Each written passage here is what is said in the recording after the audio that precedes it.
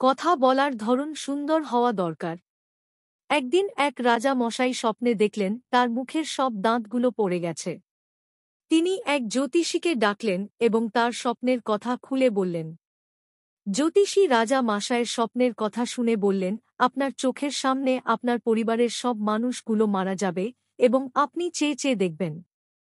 রাজামশাই এই কথা শুনে খুব রেগে গেলেন এবং জ্যোতিষীকে মৃত্যুর দণ্ড দিলেন।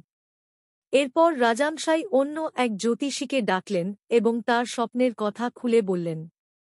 এই জ্যোতিষী রাজা মশাইয়ের সব কথা শুনে বললেন, আপনার পরিবারের সবার থেকে আপনার আয়ু বেশি হবে এবং আপনি আপনার পরিবারের সবার থেকে বেশি দিন বেঁচে থাকবেন।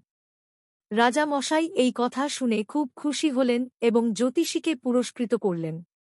এখানে দুইজন জ্যোতিষীর কথার অর্থ এক ছিল। শুধুমাত্র বলার ধরনের কারণে কেউ পুরস্কৃত হল, কেউ মৃত্যুদণ্ড পেল। তাহলে বোঝা যায় সবার কথার ধরন সুন্দর।